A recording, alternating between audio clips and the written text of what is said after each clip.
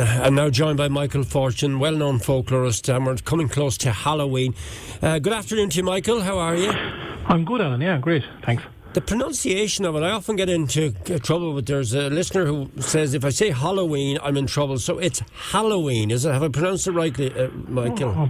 Bit of Lord, you're putting me on the spot now. Halloween, I'd say Halloween. Halloween. Halloween, I'd say no. That's just me. But do you know what, Alan? There's about 5 different names for Halloween here in Wexford. What are they? What are the 5 different names? You'd hear people all over call it All Holland. There was a common one, especially country people all over the county. All Holland was one. All Holland night, they'd call it. They'd call it Wizarding Night. They'd call it just Collican Night. There'd be different names. Blackman Night in parts of the country as well, because it was related to the kind of the tradition of going around for weddings. That name got landed on it. But Wizarding Night, where I grew up in Ballygarrett, Granny would always call it Wizarding Night. And a wizard was an owl name for a mask. And she said, the wizards are coming. And you'd get that. You'd get it from Davidstown. You'd get it right up into South Wicklow as well, and South Carlow as well. Excellent. That's all. Yeah. But there's no Snap Apple Night in other parts of the country. There's different names.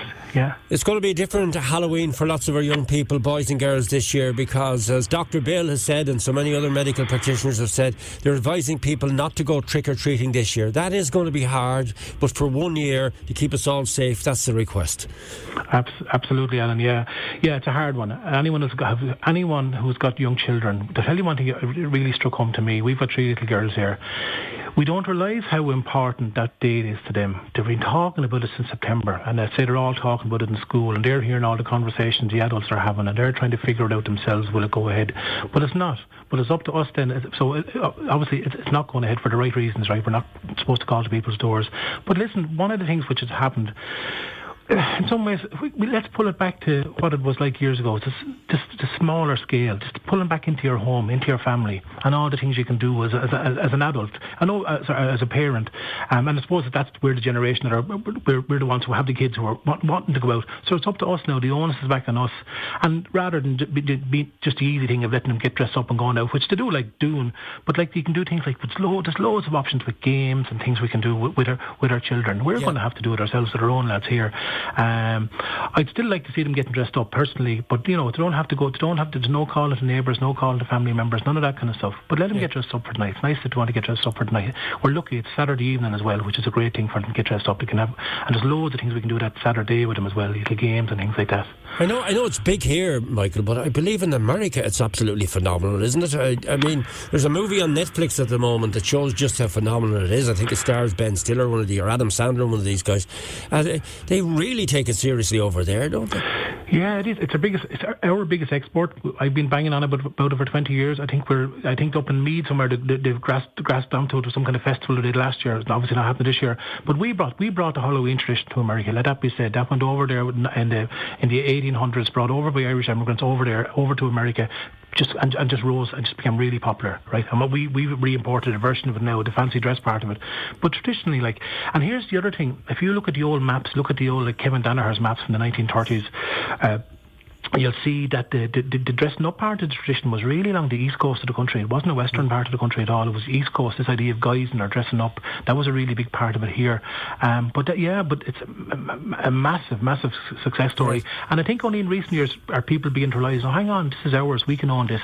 And all them games, like come here to me, the Jack the Lanterns, not the pumpkins. I want you to mention the games in a second, but have you got a spooky story? Because it's traditionally the time of year when the spirits rise, isn't it? Yeah, well, it kind of said people came out. Well, the dead came back that night. The dead came back, and you dress up to fool the evil spirits. That was the kind of theory the story you would have heard. Like one of even things that you wouldn't do, right? And this is just ordinary people telling you stuff. They say, don't throw out water on that night. I know All Souls Night was the same, but you wouldn't throw water out on Halloween night. They said because All Hallowe'en night, because they said that you'd wet the people walking. You wouldn't do that. Right. And one of the greatest things that you wouldn't do is I find that after Halloween night, November's night, you wouldn't eat any blackberries or sloes off the ditch anymore, because they said the fairies went around that night and did a wee on them. And that's found all down the country. They said basically that's your cut-off night now. If you want to eat sloes or blackberries, stop eating them because the fairies are after being out and doing their business. But there's no end to stories, I suppose. But listen, you don't need Halloween for Irish people to tell ghost stories, about where places were haunted or things like that. Have you got a good old story for us? No, I don't. You put me on the spot here now. Do you know what? I know I'm not a storyteller. I collect stories and I'll recall stuff back to people. Yeah, I collect and I'll recall. Well, direct them towards your website there, because you do have some very interesting storytellers in that, don't you? Oh, come here to me. Here's the thing, if you go to Michael Fortune or Folklore.ie on Facebook or Folklore.ie on YouTube, or my page on YouTube, there's literally hundreds and hundreds and hundreds of recordings of people telling stories about people. And here's the gas thing, Alan. People are natural storytellers, but they're not these ones you'll see who are at a storytelling festival and they're all, like they're almost like actors, that kind of way. Yeah. Most people, people are storytellers will tell you something like, God, they saw, like a light. I saw a light down the road the other day, and there was someone died belonged to me, or a light appeared, or something happened. But it won't be these big long 15-minute stories. It might be just a little account. Oh yeah, that place down there is haunted. I went down there one day, got lost in the field, and I couldn't get out of it. But and some people are brilliant at it. My mother was great at it. I'm useless at it. I'll be honest with you. I'm terrible at it. But now tell us about the games that can be played then, the old traditional games, because you have researched that for me. What have you come up with? I do. But listen, come here. Here's one thing I'd recommend people doing. If you're looking for, the most important thing is keep your chaps at home, if you're young people, for keep them playing. Because Halloween, we're going from the autumn into the winter, right? And that's the most important thing. So we always divine our future, what the winter will turn up for us, right?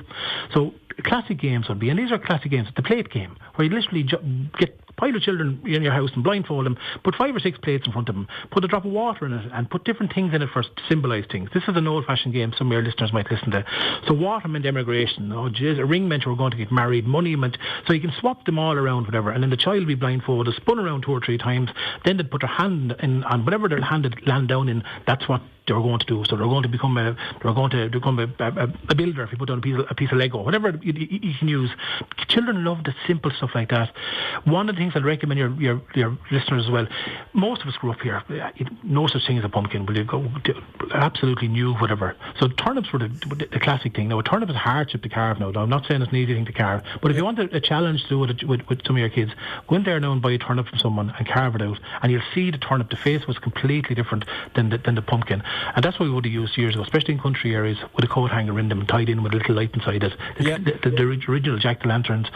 One thing we did here ourselves, actually, because we live in the rural part of here, up here in this part of Wexford, we put an old scarecrow, not really scarecrow, a barman out by the door, out by the gate. So even things like that, you can do things as well, even if you want to decorate your own front of your house, or especially if you've got a little bit of a garden, and you can have things. And I say I wouldn't be recommending people call neighbours, that's completely out. But within our 5-kilometre walk, you can take a little, person this we'll do anyway, we'll definitely take our 3 little girls up and down our road just for a walk, on that night, because there's still something magic, again with safety obviously as well, but there's still something magic about being out in the dark, and that's what they love. And you don't have to call to your neighbour's house, but you can walk down, like we did last year. We did a lovely thing here with all our neighbours, all the children from the local area.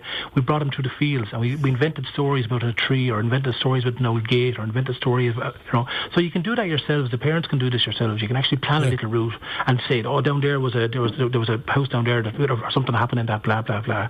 So it's up to you. The onus is back on you, but listen, if you make the effort, the chaps will enjoy it, and it's a big thing for them, Alan. It's so big for them. Lovely to talk to you, Michael. Just the last time you and I chatted, we had a visit from Mr. Fox, and it caused a bit of devastation in your household, but I believe there's been a positive end to this tale. Is that right? Well, you wouldn't believe that now. Yeah, the day I was talking to you, and we just put we had ducks and drakes, and we took some of the eggs and put them in an incubator, and the next day didn't the fox come and take Mr. Drake, and bye Waddles the Drake, and only last night, or it was the night before last, did one of the eggs hatch out, and there was great excitement in the house. And the poor little duckling's been called Waddles, whether it's a boy or a girl now, he's going to be stuck with that name for the rest of his life. But yeah, swings and roundabouts and life, just the turns of life. One thing I will say, Alan, before you let me go, is come here to me. Call Cannon and Brack. That's another thing you can do. Sit down and make Wexford is famous for Call Cannon. Yes. Whether you put parson in it or whatever. That's another thing you can do. When we're chaps later or not, but you later anyway.